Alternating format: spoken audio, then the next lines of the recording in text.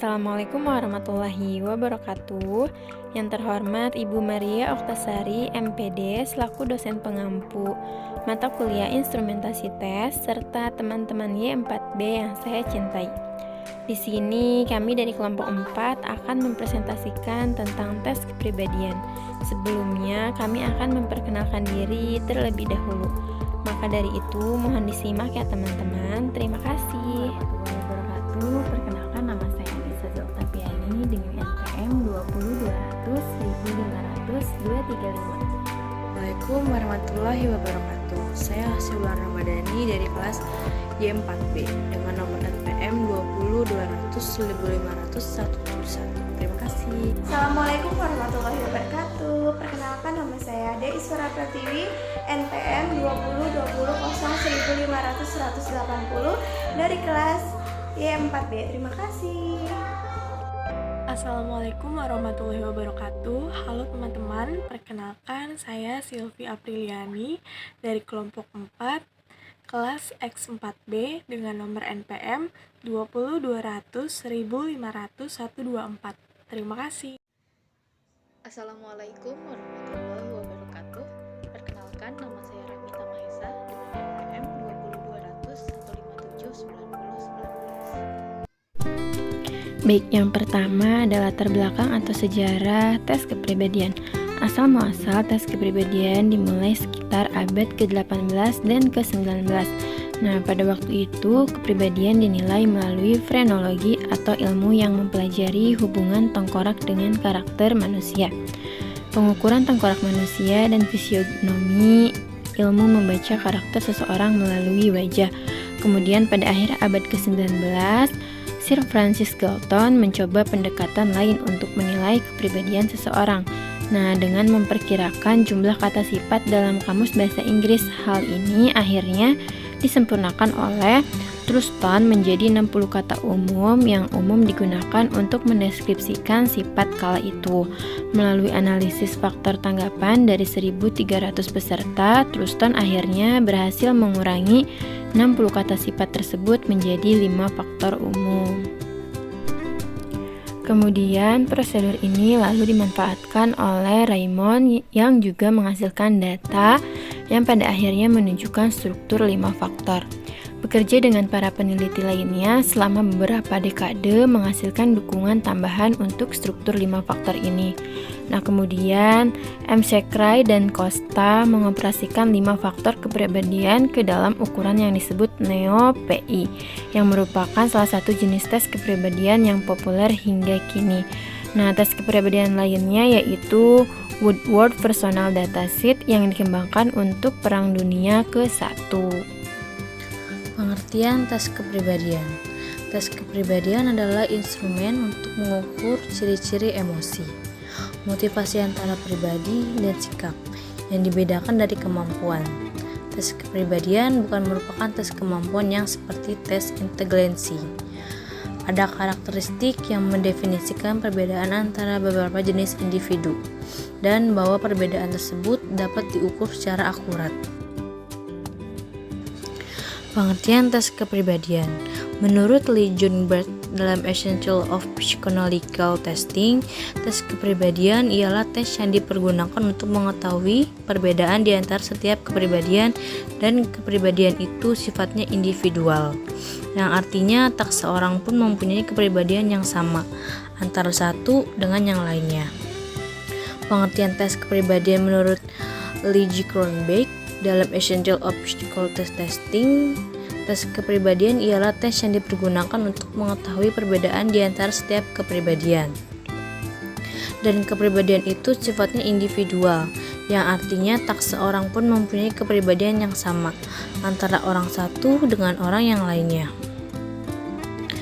Kepribadian itu juga bukanlah suatu yang benar atau salah, bukan juga suatu yang baik atau buruk. Kepribadian itu apa adanya diri kita yang telah mempunyai kepribadian yang unik, yang berbeda dengan yang lainnya. Oke, selanjutnya ada pengertian dari tujuan tes kepribadian. Apa sih tujuan tes kepribadian itu? Tes kepribadian umumnya memiliki tujuan untuk dapat melihat kecenderungan kepribadian seseorang. Metode pada tes ini menggunakan metode tes psikologi yang digunakan bisa dalam bentuk tes, korektif, dan sejenisnya.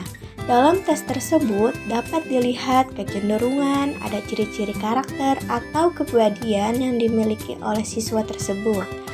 Informasi yang valid tentang kepribadian siswa dapat membantu guru untuk memberikan pola bimbingan yang sesuai bagi para siswa.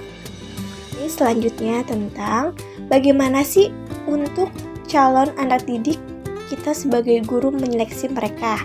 Nah, di sini akan jelaskan seperti sebelum seorang anak didik itu masuk diterima ke dalam institusi sekolah atau universitas, sekolah-sekolah tertentu sering melakukan tes psikologi. Tujuannya apa sih? Nah, tujuannya adalah tes psikologi tersebut agar lembaga pendidikan yang bersangkutan dapat menampung siswa dan siswi yang sesuai standar kriteria calon siswa. Dan untuk pemilihan program studi, ada beberapa kampus atau sekolah sering dilakukan tes psikologi untuk penjurusan atau pemilihan program studi. Tujuannya apa sih? Nah, tujuannya adalah agar siswa atau mahasiswa tersebut cocok masuk ke dalam sebuah program studi atau jurusan sesuai kriteria tertentu. Salah dalam memilih jurusan atau program studi tentu akan sangat merugikan siswa, orang tua, maupun sekolah atau universitas yang bersangkutan. Lalu, untuk mengetahui bakat, setiap siswa tentu memiliki bakat dan minat yang berbeda-beda. Untuk melihat dan mengetahui bakat tersebut, apa saja yang dimiliki oleh siswa ya? Nah, biasanya kita ketahui melalui tes psikologi ini yang dapat dilakukan salah satunya yaitu melalui tes kepribadian. Dengan kita mengetahui minat dan bakat siswa tersebut, sejak dini, para guru akan lebih mudah mengarahkan pada kegiatan-kegiatan belajar mengajar yang sesuai dengan passion masing-masing siswa. Oke, baik. Di slide selanjutnya itu ada jenis-jenis tes kepribadian.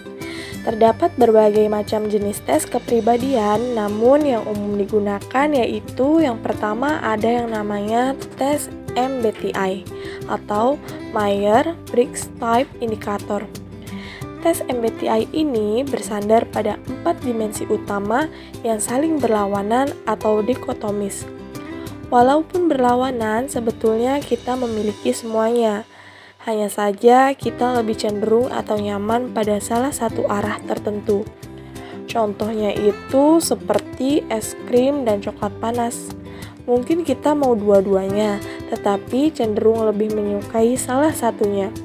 Masing-masing ada sisi positifnya, tapi ada pula sisi negatifnya. Nah, seperti itu pula dalam skala kecenderungan tes MBTI ini. Berikut ada 4 skala kecenderungan dalam tes MBTI. Yang pertama itu ada extrovert versus introvert. Dimensi extrovert dan introvert ini melihat orientasi energi kita ke dalam atau keluar. Extrovert artinya tipe pribadi yang suka dunia luar. Mereka suka bergaul, menyenangi interaksi sosial, beraktivitas dengan orang lain, serta berfokus pada dunia luar dan action-oriented. Mereka bagus dalam berurusan dengan orang dan hal operasional. Sebaliknya, tipe introvert adalah mereka yang suka dunia dalam atau diri sendiri.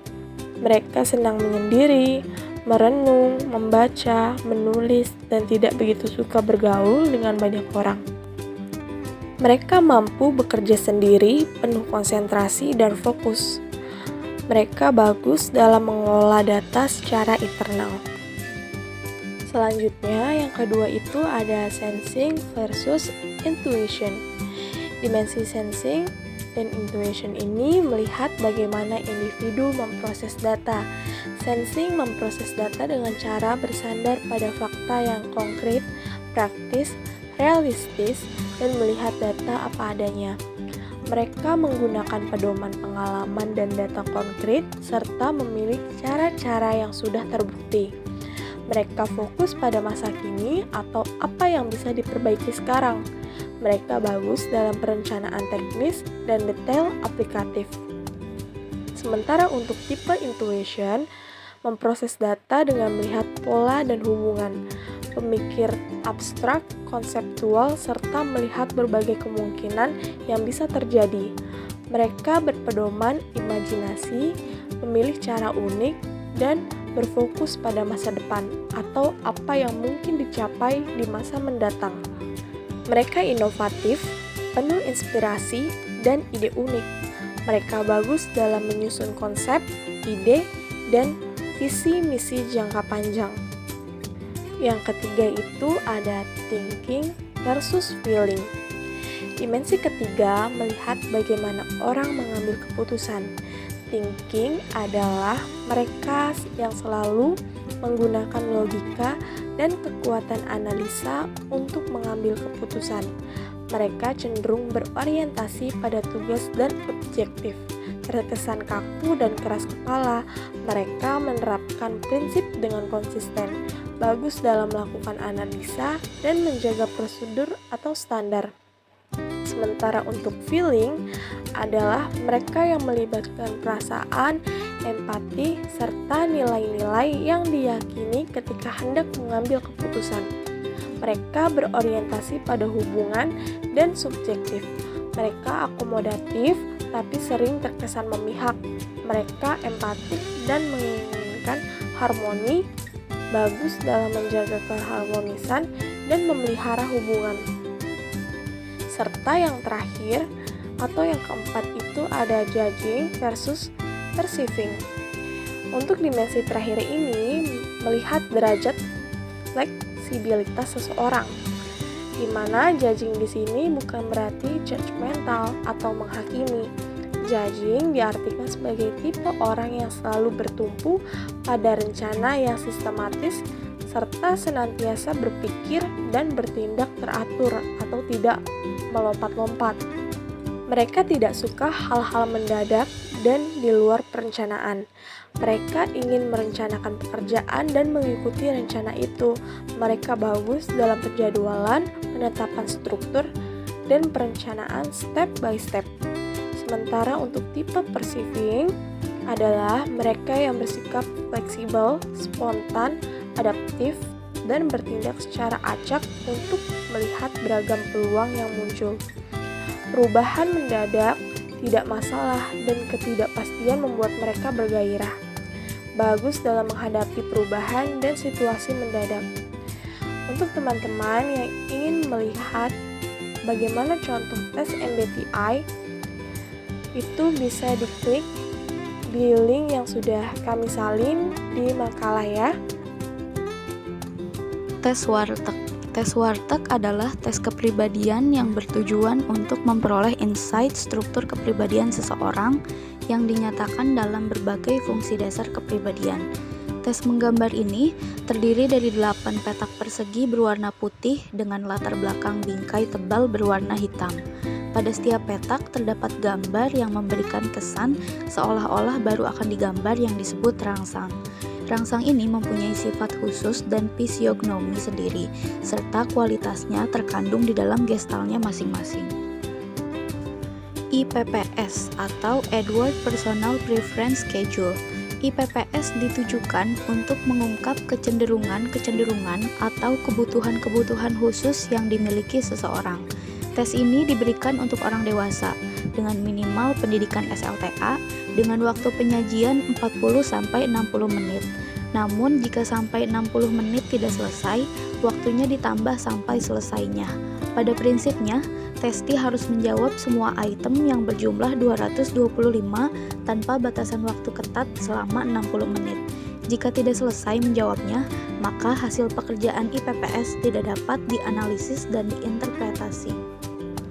Penggunaan hasil tes kepribadian dalam BK.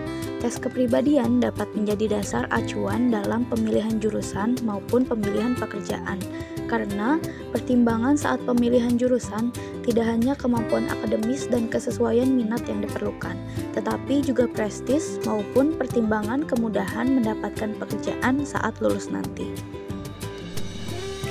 Oke baik, sebagai calon konselor masa mendatang, kita dituntut untuk mampu memahami kepribadian dari individu atau konseli sebagai upaya peningkatan pelayanan, bimbingan, dan konseling yang diberikan kepada konseli. Untuk memahami kepribadian dari individu atau konseli, konselor hendaknya mempunyai berbagai cara, diantaranya dengan tes kepribadian yang bertujuan untuk mengenali lebih dalam konseli, sehingga dalam pelayanan bimbingan dan konseling yang diberikan harus sesuai kebutuhan konseli tersebut. Nah, dengan demikian diharapkan perkembangan individu dapat lebih optimal. Oke baik teman-teman, terima kasih atas perhatiannya, semoga bermanfaat ya. Terima kasih. Maaf ya kesimpulannya pakai foto kami karena biar kalian tetap semangat. Hehehe. Sampai jumpa teman-teman.